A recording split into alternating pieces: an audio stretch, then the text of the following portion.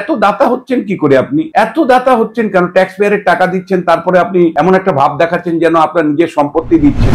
আপনি একটা প্রতিষ্ঠানকে জনসমক্ষে এইভাবে হেয় করতে পারেন না। আপনি বিজেপিকে নিয়ে যা ইচ্ছা তাই করুন, নরককুণ্ডু বানান পশ্চিমবাংলাটাকে, কিন্তু আপনাকে কে অধিকার দিয়েছে রামকৃষ্ণ মিশনকে নিয়ে কথা বলা? রামকৃষ্ণ মিশনকে আপনি যেভাবে কাঠগড়ায় দাঁড় করিয়েছেন, সেটা আপামর বাঙালিকে আপনি অপমান করেছেন। তৃণমূল না থাকলে কিচ্ছু অসুবিধা নেই, বিজেপি না থাকলে আমাদের কিচ্ছু অসুবিধা নেই, সিপিএম না থাকলে আমাদের কিচ্ছু অসুবিধা নেই, কিন্তু রামকৃষ্ণ মিশন না থাকলে আমাদের অসুবিধা আছে।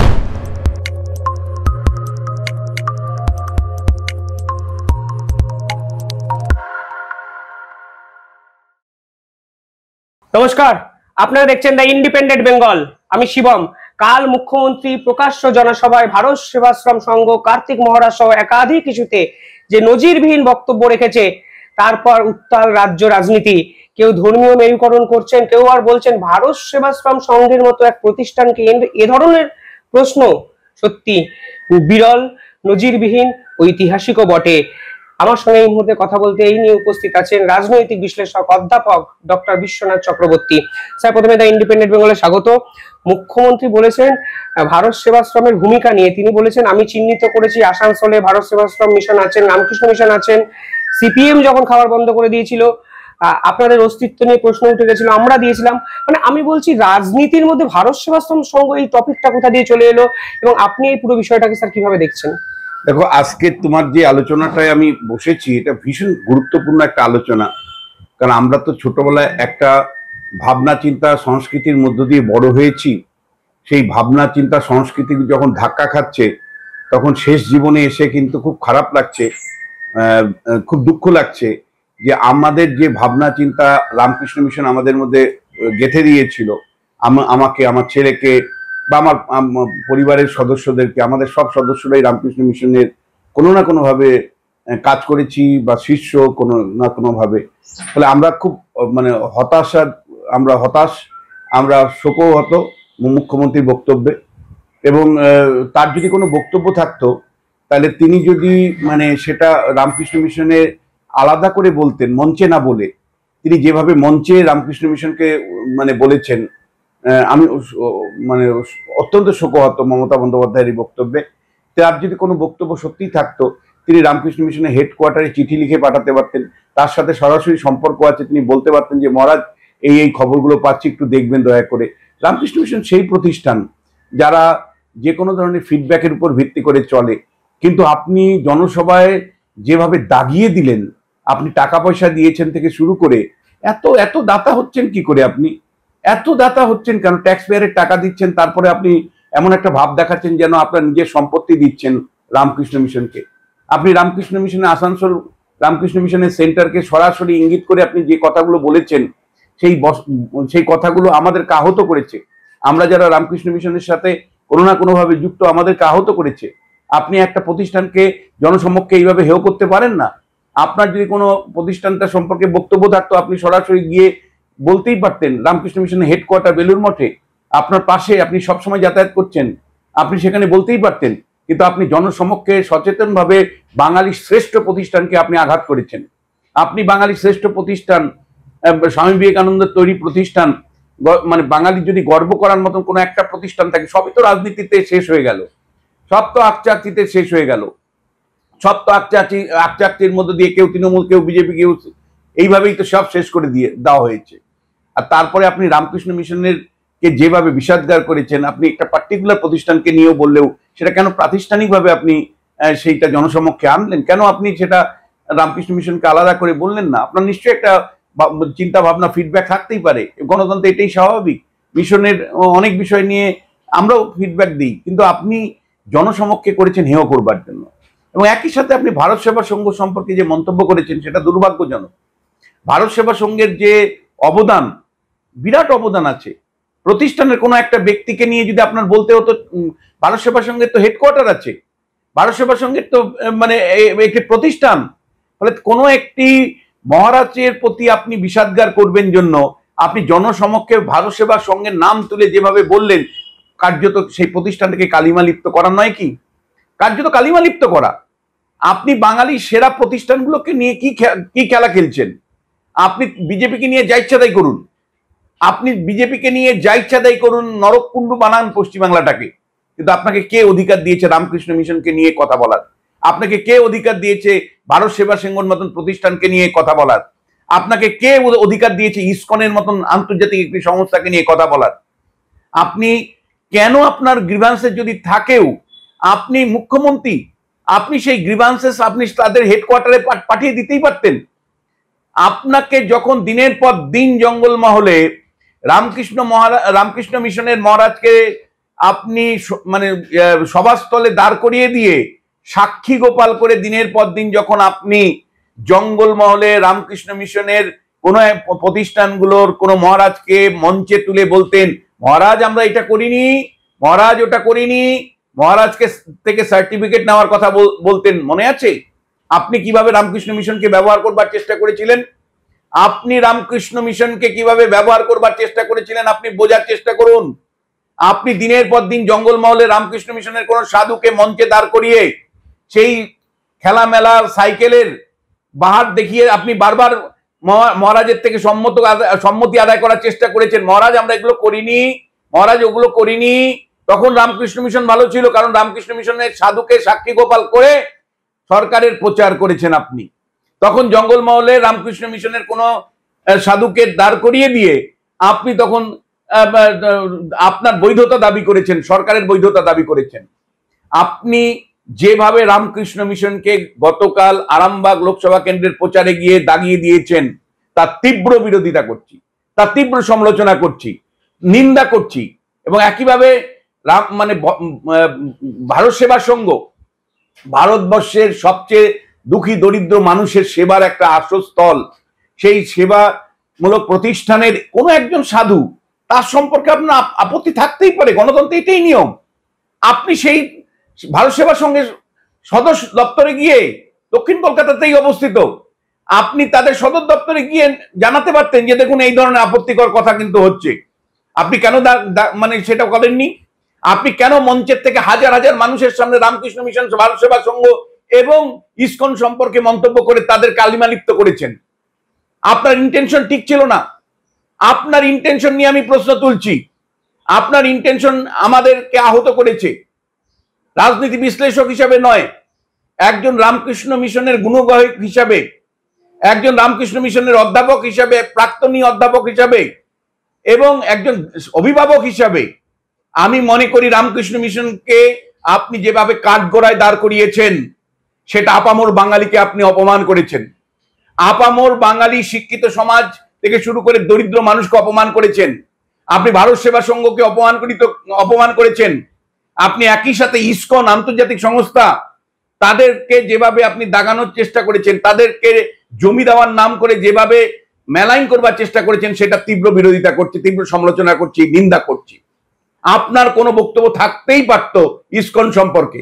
আপনি কেন সেটা ইসকনের হেডকোয়ার্টার মায়াপুরে আপনি জনসভায় সেখানে গেছেন, বা আপনার অফিসারদেরকে দিয়ে আপনার বক্তব্যটা পাঠিয়ে দিতে পারতেন। আপনি তা না করে হাটে বাজারে যে কোনো ভাবে প্রতিষ্ঠানগুলোর নাম বলে তাদেরকে মেলাইন করলেন, বাঙালিকে আপনি আহত করলেন। এর আগে তো মানে পশ্চিমবাংলাটাকে সর্বনাশ করেছেন। আবার বাঙালির যে সেরা প্রতিষ্ঠানগুলো আছে, রামকৃষ্ণ মিশন, ভারত সেবা সংঘ, ইসকনের মতন প্রতিষ্ঠান, যাদের জন্য আমরা গর্ববোধ করি, আমরা গর্ববোধ আপনাদের জন্য করি না, আমরা গর্ববোধ বিজেপি বা সিপিএম এর জন্য করি না। আমরা গর্ববোধ করি যে হ্যাঁ, পশ্চিমবাংলায় আমরা বাস করি যেখানে রামকৃষ্ণ মিশন আছে।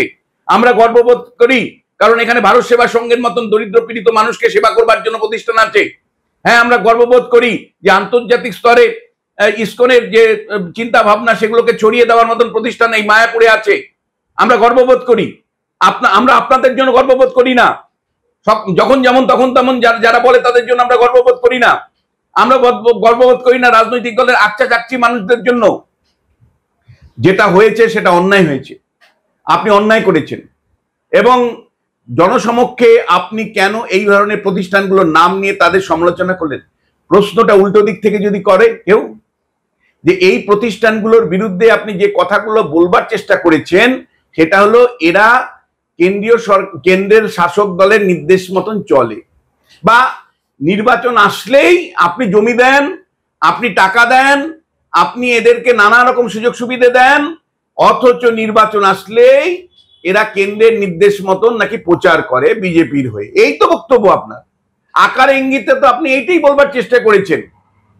আপনি একবার ভেবেছেন যে ইমামরা যখন তারা যখন মানে একটা মানে বিজ্ঞপ্তি জারি করে বলে সংখ্যালঘু মুসলিমদেরকে তৃণমূলের ভোট দিতে, তখন তো আপনি রুখে দাঁড়ান না, তখন তো আপনি বলেন না যে না ধর্মের ভিত্তিতে আমার ভোট চাই না, তখন তো আপনি বলেন না ধর্মের ভিত্তিতে আমার ভোট চাই না। এই আগুন নিয়ে খেলাটা আপনি শুরু করেছিলেন, ইমাম ভাতা দিয়ে শুরু করেছিলেন আগুন নিয়ে খেলা। ইমাম ভাতা মুয়াজ্জিম ভাতা কোনোদিন তারা চায়নি, কোনো দাবি দাবার মধ্যেও তাদের ছিল না। ইমামদের জন্য ভাতা দিতে কোনো ইমাম কোনোদিন চায়নি। কিন্তু আপনি মালদা, মুর্শিদাবাদ, উত্তর দিনাজপুরের কংগ্রেসকে ধ্বংস করতে, কংগ্রেসের থেকে যাতে সংখ্যালঘু মুসলিমরা চলে আসে দলে দলে, তার জন্য আপনি আইডেন্টিটি পলিটিক্স শুরু করলেন। পশ্চিমবাংলায় আইডেন্টিটি পলিটিক্স বা পরিচয় সত্তার রাজনীতি আপনি শুরু করেছেন। তারপরে যারা আইডেন্টিটি পলিটিক্সের চ্যাম্পিয়ন সেই বিজেপি তখন নামলো। আপনি আইডেন্টিটি পলিটিক্স পশ্চিমবাংলায় শুরু করলেন। পশ্চিমবাংলায় আইডেন্টিটি পলিটিক্স ভয়ঙ্কর অবস্থা কখনোই ছিল না। মতুয়াদের কাছে গিয়ে আপনি মতুয়া মাদের বা মতুয়া ভোটটা পাওয়ার জন্য মতুয়াদের দিয়ে শুরু করলেন 2009-10 সালে। সেই শুরু হলো আইডেন্টিটি পলিটিক্সের খেলা। তারপরে ক্ষমতায় এসে দেখলেন মালদা, মুর্শিদাবাদ, উত্তর দিনাজপুরে কংগ্রেস রমরমা বাজার, মুসলমানদের সমর্থন পেতে হবে, ফলে সংখ্যালঘুদের জন্য আলাদা করে ইমাম ভাতা, মুয়াজ্জিম ভাতার ব্যবস্থা করে আপনি ক্রিয়েশন তৈরি করলেন, আইডেন্টিটির ইস্যুগুলোকে অ্যাড্রেস করতে লাগলেন। আপনি যেভাবে রেড রোডে আপনি মুসলিমদের ধর্মীয় অনুষ্ঠানে বার্তা দেন, আপনি সরাসরি বিজেপিকে ভোট দিতে না বলেন, আপনি যদি ধর্মীয় অনুষ্ঠানে সরাসরি বিজেপিকে ভোট দিতে না বলেন এবং সরাসরি মানে বিজেপির বিরুদ্ধে বিষাদগার করেন, আপনার দলের পক্ষে কথা বলেন কোন ধর্মীয় অনুষ্ঠানে এই রেড রোডে, তখন কিন্তু প্রশ্নটা আসবে যে আপনার কিন্তু কোনো অধিকার, নৈতিক অধিকার নেই। আপনি নিজেই ধর্মকে ভিত্তি করে বারবার বার্তা দেওয়ার চেষ্টা করেছেন, আইডেন্টিটিকে ভিত্তি করে বারবার বার্তা দেওয়ার চেষ্টা করেছেন।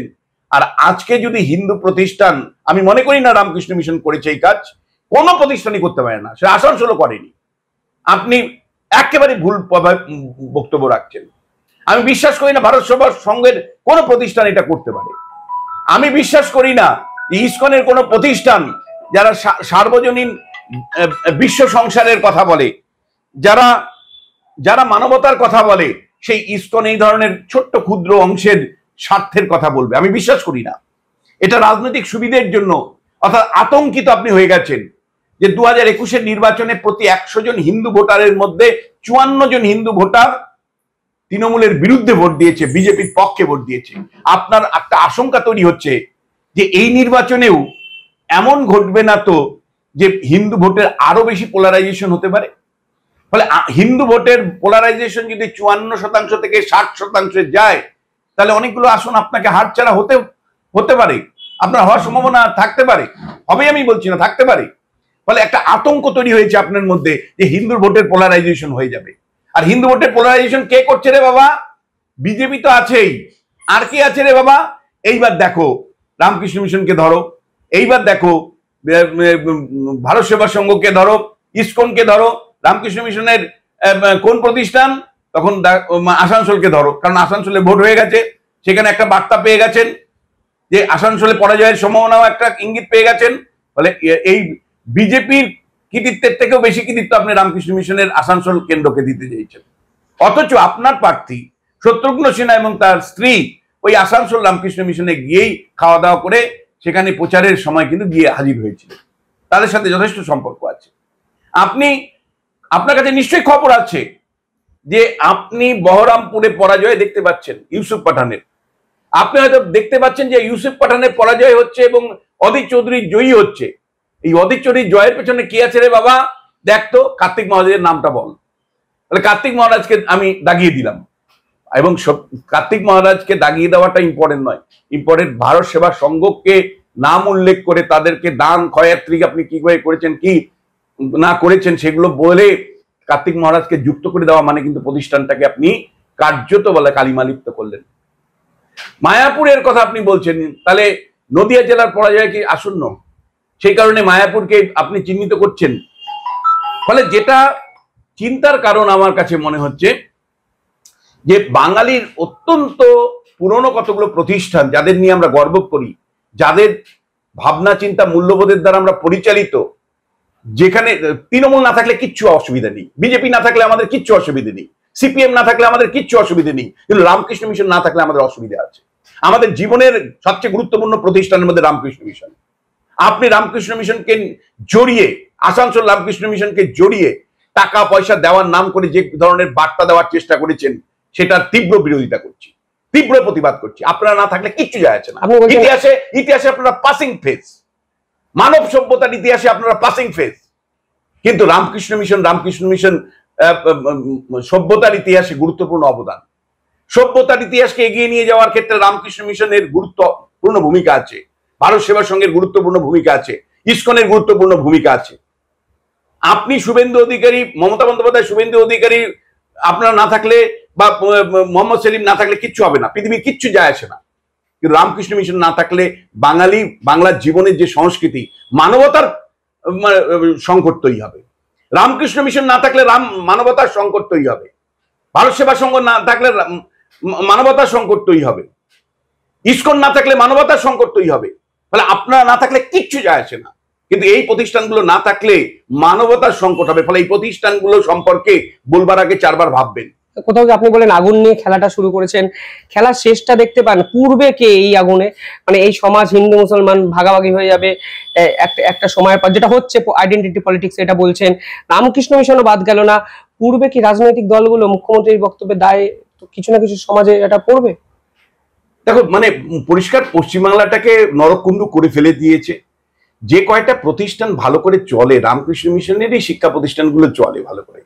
রামকৃষ্ণ মিশনের বিদ্যা মন্দির বলো, রামকৃষ্ণ মিশনের নরেন্দ্রপুর রামকৃষ্ণ মিশন বলো, রহরা রামকৃষ্ণ মিশন বলো, বড়নগর রামকৃষ্ণ মিশন বলো, পুরুলিয়া রামকৃষ্ণ মিশন বলো, একটার পর একটা রামকৃষ্ণ মিশনই এক বাঙালির যতটুকু গর্বের জায়গা শিক্ষার জন্য, বাঙালির মেরুদণ্ড উঁচু করে থাকার যে কয়টা মানুষ বেরোয়, সেটা এই রামকৃষ্ণ মিশন থেকেই বেরোয়। মানে ওনার কোনো ধারণা নেই, রামকৃষ্ণ মিশন কোনো ধর্মের বিশ্বাসী নয়। সেই অর্থে রামকৃষ্ণ মিশন একবার দাবি করেছিল, তারা সুপ্রিম কোর্ট পর্যন্ত মামলা হয়েছিল যে আমাদের একটা আলাদা ধর্ম, আমরা মানবতা ধর্মের বিশ্বাসী। তার কারণটা হলো রামকৃষ্ণ মিশন সেই প্রতিষ্ঠান যেখানে হিন্দু, মুসলিম, বৌদ্ধিস্ট, মানে ইসাক অর্থাৎ যীশু খ্রিস্টের খ্রিস্ট ধর্ম, সমস্ত ধরনের সাধুরা আছে, সমস্ত ধরনের ছাত্ররা আছে। রামকৃষ্ণ মিশনের সম্পর্কে কোনো ধারণা নেই। এই ভোটের রাজনীতিতে হিন্দু মুসলমান করতে করতে এরা ভেবে নেয় যে রামকৃষ্ণ মিশনও যেন এই খেলার মধ্যে রয়েছে। রামকৃষ্ণ মিশনের এক একজন সাধু কত তিতিক্ষার মধ্যে, কত কষ্টের মধ্য দিয়ে, কত ক্লান্তির মধ্য দিয়ে আজকে এই জায়গাটায় পৌঁছায়, তারা কোনো ধারণা আছে? এবং রামকৃষ্ণ মিশন সম্পর্কে কোনো ধারণা আছে? সর্বদম ধর্মের ভাবনা, যত মত তত পথের ভাবনা। এক একজন মানে একটা সাধু, মানে ট্রেনিং সেন্টারে যদি যাও, ব্রহ্মচারী ট্রেনিং সেন্টারে, সেখানে তুমি হিন্দুদের পাবে, সেখানে মুসলিম ধর্মের সাধু পাবে, সেখানে খ্রিস্টান ধর্মের সাধু পাবে, সমস্ত ধর্ম। সেখানে যীশু খ্রিস্টের উৎসবও মানানো, সেখানে পালন করা হয় যীশু খ্রিস্টের উৎসব। একইভাবে সেখানে ইসলাম ধর্মের উৎসব পালন করা হয়, হিন্দু ধর্মের উৎসবও পালন করা হয়। সর্বধর্মের প্রকৃত যদি ভাবনা চিন্তার প্রতিফলন কোথাও ঘটতে থাকে, মানবতার অগ্রগতির কোথাও যদি সামান্যতম কাজকর্মের মধ্যে দিয়ে কেউ যুক্ত হয়ে থাকে, রামকৃষ্ণ মিশন তার মধ্যে সেরা প্রতিষ্ঠান। সেই প্রতিষ্ঠানের কোনো একটা সেন্টার আসানসোল কি করেছে না করেছে সেটা জনসভায় আপনাকে বলতে হবে। এবং রামকৃষ্ণ মিশনকে কত টাকা দিয়েছেন, রামকৃষ্ণ মিশনকে কার টাকা দিয়েছেন? এই টাকা তো আমাদের টাকা, ট্যাক্স পেয়ারের টাকা। আপনি দিয়েছেন মানেটা কি? রামকৃষ্ণ মিশনকে ছোট করার জন্য আপনি টাকা পয়সা দেওয়ার কথা বলেছেন, আর রামকৃষ্ণ মিশনকে রক্ষা করার দায়িত্ব আপনার। রামকৃষ্ণ মিশনের নিজস্ব শিষ্য লাখ লাখ আছে, রামকৃষ্ণ মিশনের লাখ লাখ শিষ্য আছে, তারাই যথেষ্ট রামকৃষ্ণ মিশনকে রক্ষা করার জন্য। আপনি দাবি করবেন না এই ধরনের যে আপনি রামকৃষ্ণ মিশনকে রক্ষা করছেন। আপনি এইভাবে দাবি করবেন না যে আপনি ভারত সেবা সংঘকে রক্ষা করছেন। লাখ লাখ লাখ লোক ভারত সেবা সংঘের পেছনে আছে। আপনি দাবি করবেন না যে 700 একর জমি দিয়ে বিরাট মাহাত্মের কাজ করেছেন আপনি ইসকনের জন্য। একেবারেই নয়। সারা বিশ্ব জুড়ে হাজার হাজার ডিভোটি তার আছে, ক্রেডিট নিতে নিতে নিতে নিতে একটা চূড়ান্ত অবস্থা নিয়েছে, সবকিছু ক্রেডিট নিতে চাইছে। একটু থামুন, একটু থামুন, একটু থামুন, দয়া করে একটু থামুন। সত্যি নানা ভাষা, নানা মত, নানা পরিধান, বিবিধের মাঝে দেখো মিলন মহান। রামকৃষ্ণ মিশনকে নিয়ে এই লাইনগুলো হয়তো আজ সমর্থক হয়ে গেছে বাংলা সমাজের বুকে। সেই রামকৃষ্ণ মিশনকে নিয়ে রাজনৈতিকরণ করা, ধর্মীয় মেরুকরণে দাগিয়ে দেওয়া নিঃসন্দেহে কাম্য নয়। মুখ্যমন্ত্রী যখন বলেন তখন এর প্রভাব সমাজ নয়, সময়ে ভীষণ মাত্রায় থেকে যাবে, ইতিহাসে থেকে যাবে। আর এই ইতিহাস রচনা করবেন মানুষ। বিশ্বনাথ চক্রবর্তী কিছু মতন মানুষ কিছু প্রতিবাদ করেন, সাধারণ মানুষের এই প্রতিবাদে ঘুম ভাঙবে তো? প্রশ্ন আমার থাকলো। দেখতে থাকুন দ্য ইন্ডিপেন্ডেন্ট বেঙ্গল। অসংখ্য ধন্যবাদ স্যার, ধন্যবাদ আপনাদের, ধন্যবাদ।